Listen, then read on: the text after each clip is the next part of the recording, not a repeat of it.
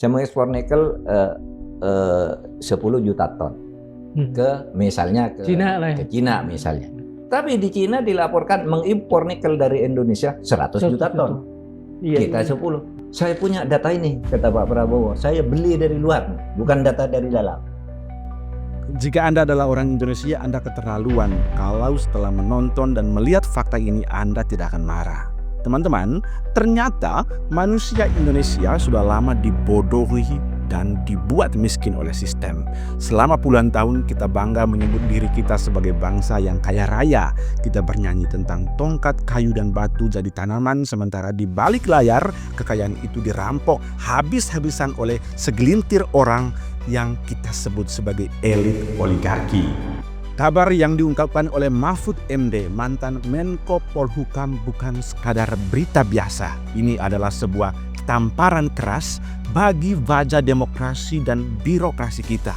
Bayangkan seorang Presiden Republik Indonesia, Prabowo Subianto, harus membeli data dari luar negeri untuk mengetahui apa yang sebenarnya terjadi di tanah airnya sendiri. Mengapa? Karena data resmi di dalam negeri ini telah dimasak, dimanipulasi, dan disulap sedemikian rupa untuk menutupi jejak-jejak pencurian yang sangat masif. Untuk memahami mengapa kita tetap miskin meskipun alam kita kaya raya, kita harus mengenal istilah ekonomi rente. Sederhananya begini teman-teman, ini adalah praktek ekonomi di mana seseorang atau sekelompok orang mendapatkan untungan besar bukan karena mereka memproduksi sesuatu atau bekerja keras, melainkan karena mereka memiliki kedekatan dengan kekuasaan untuk mendapatkan izin, lisensi, atau untuk memonopoli. Para pemburu rente ini tidak ubahnya seperti tukang parkir liar di tanah milik negara. Mereka tidak membangun jalannya, mereka tidak menjaga kendaraannya, tapi mereka memalak setiap orang yang lewat hanya karena mereka punya koneksi dengan oknum aparat. Selama 25 sampai dengan 40 tahun, perusahaan-perusahaan tertentu telah mengeruk perut bumi Indonesia, emas, nikel, batu bara, namun setoran mereka ke negara hanyalah remah-remahnya saja. Mereka menjadi raksasa di atas kemiskinan rakyat. Mereka memegang HGU, hak guna usaha, atas jutaan hektar lahan, sementara petani kita harus berkelahi antar sesama mereka untuk mendapatkan satu petak sawah. Inilah yang dihantam oleh Presiden Prabowo, ketimpangan gila antara si kaya dan si miskin.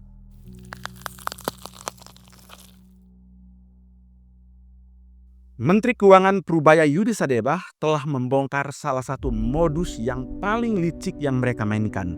Namanya adalah under invoicing. Teman-teman jangan bingung dengan istilah asing ini karena saya akan menjelaskannya dengan cara yang sederhana. Contoh praktisnya begini, bayangkan Anda menjual sebuah jam tangan mewah seharga 50 juta ke luar negeri. Namun di dokumen resmi yang Anda laporkan ke Bea Cukai, Anda menulis harganya hanya Rp100.000. Apa tujuannya? Yang pertama, agar pajak yang Anda bayar ke negara nilainya hampir nol berdasarkan nilai 100.000 tadi. Yang kedua, sisa uang 49,9 juta itu langsung masuk ke kantong pribadi Anda di rekening di bank Anda di luar negeri.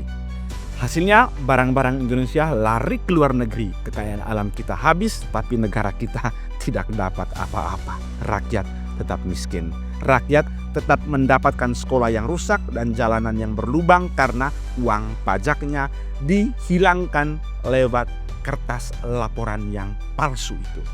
Tak hanya Pak Prubaya teman-teman, modus ini juga diungkapkan oleh Menteri Pertahanan Syafri Samsudin yang mengungkapkan angka yang mengerikan, yakni 800 miliar dolar. Itu setara dengan lebih dari 12 triliun kekayaan kita yang menguap begitu saja selama 20 tahun karena praktek under invoicing ini. Bayangkan adik-adik mahasiswa, begitulah kedaulatan ekonomi kita sekarang diancam orang. Tapi juga pakai bangsa sendiri. Kita menghadapi musuh dalam selimut yang tidak menginginkan negara kita bangkit ekonominya. Itu under invoicing selama 20 tahun Ini sebagai informasi bapak-bapak dan ibu-ibu sekalian, kurang lebih 800 miliar US dollar. Ini bukan sekedar angka teman-teman, itu adalah jumlah uang yang seharusnya bisa membuat seluruh anak Indonesia kuliah secara gratis, bisa mendapatkan layanan kesehatan yang gratis, dan seluruh desa memiliki infrastruktur yang maju dan memadai. Prabowo Subianto telah menunjukkan bahwa ia tidak datang untuk berkompromi lagi soal ini.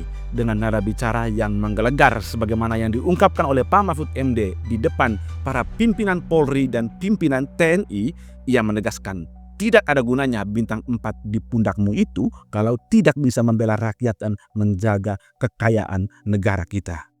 Ini adalah pesan perang yang sesungguhnya terhadap musuh di dalam selimut. Dan di sini Pak Prabowo tahu bahwa musuh yang sesungguhnya itu bukanlah tentara asing teman-teman, melainkan orang di negeri kita sendiri. Para pengkhianat bangsa yang berjubah pengusaha dan pejabat. Karena itulah Prabowo dengan tegas mulai memerangi tambang ilegal yang merusak lingkungan tanpa membayar 1% pun royalti. Ada juga penyitaan lahan hutan ilegal, mengembalikan tanah rakyat yang selama puluhan tahun dikuasai korporasi tanpa izin. Lalu kemudian memburu koruptor kelas kakap. Nama-nama besar seperti Hirza Khalid dan para pemain tambang dan migas lainnya kini tidak lagi bisa tidur dengan nyenyak. Presiden sadar bahwa birokrasi kita telah lama disusupi oleh kepentingan oligarki teman-teman. Memberi data dari luar negeri adalah cara Prabowo mengatakan, saya tidak percaya pada laporan-laporan manis di atas meja kalian. Saya punya kebenaran yang saya cari sendiri. Selama ini Indonesia terjebak dalam mitos trickle down effect. Teori bahwa jika kita membuat orang kaya semakin kaya, maka kekayaannya akan menetes ke bawah ke rakyat miskin. Namun kenyataannya kekayaan itu tidak pernah menetes. Kekayaan itu membeku di atas, di dalam brankas pribadi di Singapura atau di Swiss. Nah, disinilah gagasan yang saya ulang-ulang kali sampaikan di channel ini, bahwa dari gelagat dan cara Prabowo memimpin sangat jelas sekali bahwa ia sedang melakukan reset ekonomi dengan memutar logika tersebut menjadi bottom up atau dari bawah ke atas. Pertumbuhan ekonomi dari bawah ke atas dengan yang pertama MBG atau makan bergizi gratis. Ini bukan sekadar bagi-bagi makanan teman-teman, tapi ini adalah cara untuk mendistribusikan uang negara langsung ke pasar-pasar desa, ke peternak ayam lokal, ke petani sayur kecil, dan ke ibu-ibu pengelola di dapur MBG. Uang itu kemudian berputar di level bawah, diurat nadi rakyat kecil, bukan di gedung pencakar langit di Jakarta, apalagi di Singapura ataupun di Swiss. Yang kedua ada koperasi merah putih, menghidupkan kembali ekonomi kerakyatan agar petani dan nelayan tidak lagi tergantung pada tengkulak yang juga bagian dari rantai ekonomi rentet tadi. Dan yang terakhir adalah menghancurkan oligarki lahan. Tanah-tanah yang selama ini tidur di tangan segelintir orang mulai diambil alih untuk kepentingan kedaulatan pangan Indonesia. Teman-teman, kita sudah terlalu lama dibius oleh janji-janji pertumbuhan ekonomi yang hanya dinikmati oleh 1% penduduk. Kita telah terlalu lama membiarkan kekayaan alam kita dikuras dengan modus laporan palsu dan suap menyuap. Langkah Prabowo Subianto yang didukung oleh tokoh-tokoh seperti Mahfud MD, Syafri Syamsuddin, dan Purbaya Yudhisadeva adalah sebuah garis demarkasi. Ini adalah batas antara masa lalu yang penuh dengan manipulasi dan masa depan yang penuh dengan keberanian. Oligarki rakus memang memiliki uang dan kekuasaan, dan dalam berbagai cara mereka berusaha untuk melawan Presiden Prabowo sampai pada saat ini. Tetapi mereka tidak memiliki legitimasi moral sebenarnya. Ketika Presiden mulai membongkar data asli dan mengancam para pengkhianat negara, itu adalah tanda bahwa sistem lama sedang sekarat. Dan pasti Pak Prabowo akan didukung oleh seluruh rakyat Indonesia yang ingin keluar dari jeratan kemiskinan. Pak Prabowo telepon saya malam minggu. Syam, kamu ngapain? Saya di rumah lagi baca buku. Ini malam minggu, nggak jalan-jalan? Enggak, istri saya di luar kota kok. Saya ya baca buku. Kenapa telepon? Saya mau cerita aja, saya baru mau disogok orang. Oh ya? Disogok orang. Berapa dia tawarkan? 1 miliar. Oh, 1 miliar. 1 miliar rupiah. 1 miliar dolar kamu. Ya Pak Fahri udah dengar ya ceritanya. Saya buka aja.